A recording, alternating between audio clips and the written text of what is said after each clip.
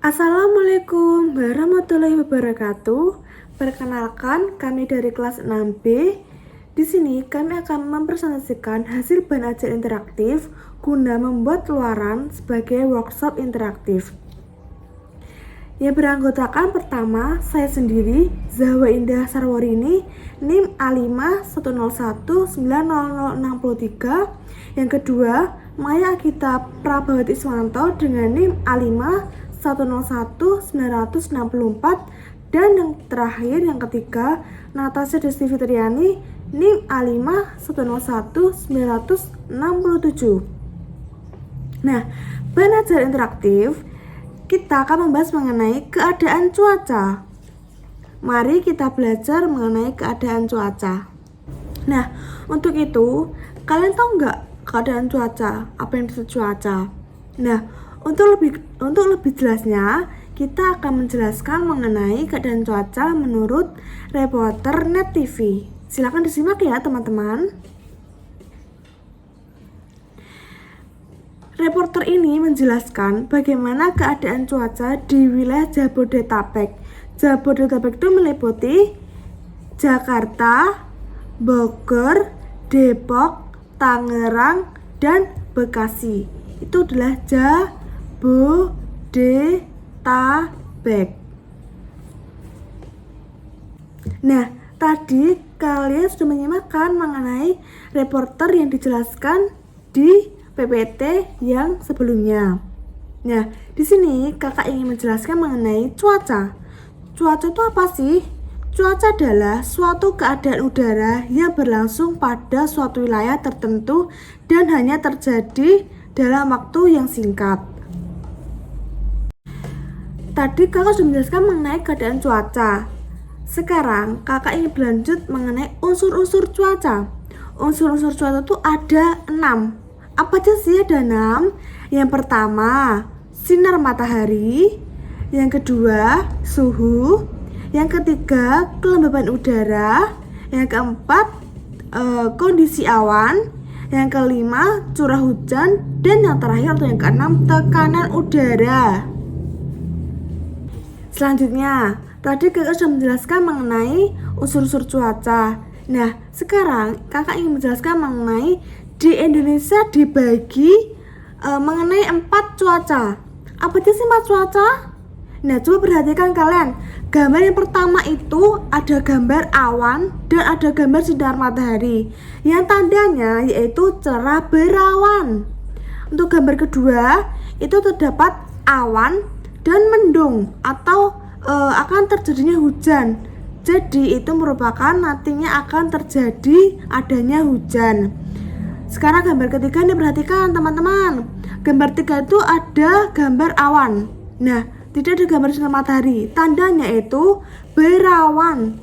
Dan yang keempat yaitu ada seseorang memakai payung dan ada gerimis atau ada hujan. Tandanya itu sedang mengalami hujan.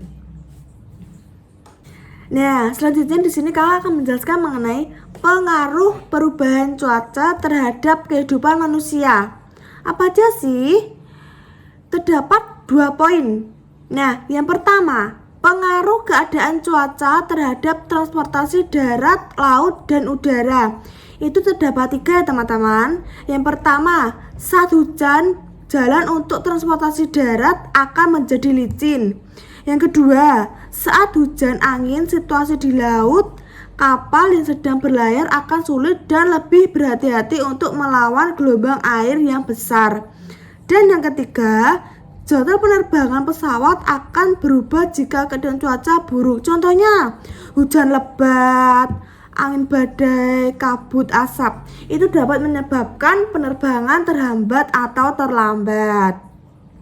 Poin kedua, pengaruh keadaan cuaca terhadap kesehatan manusia ini.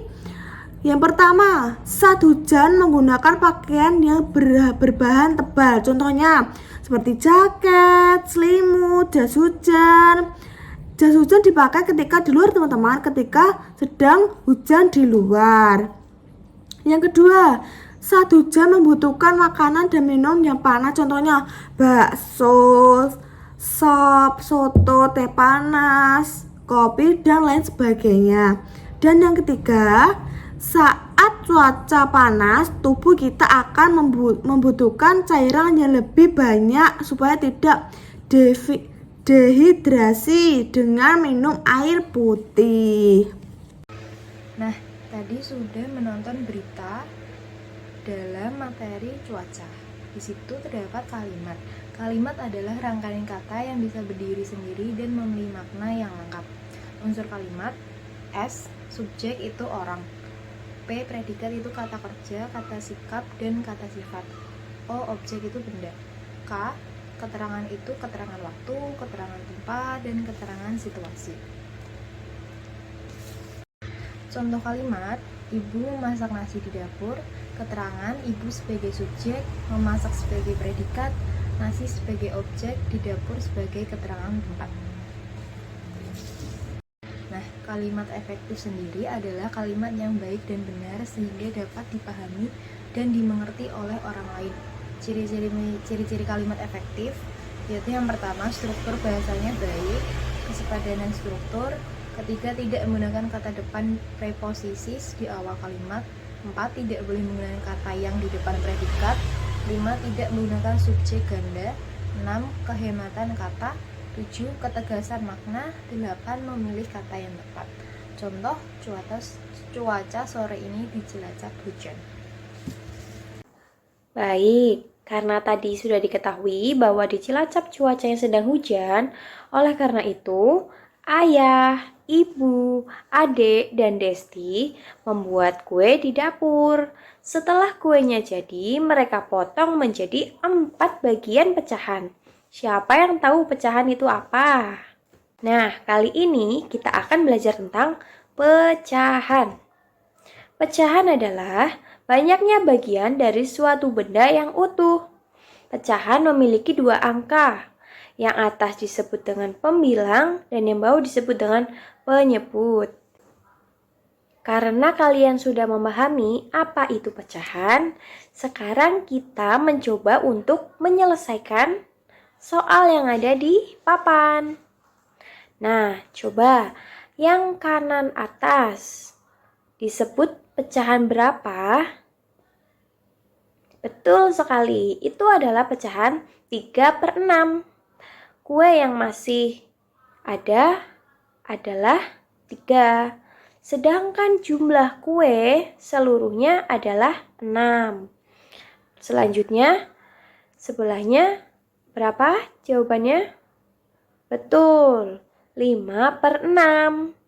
Banyaknya kue yang masih ada adalah 5. Sedangkan jumlah keseluruhannya adalah 6. Seperti itu ya, kalian sudah memahami. Materi pembelajaran modul ajar ini sudah selesai. Kurang lebihnya mohon maaf. Wassalamualaikum warahmatullahi wabarakatuh.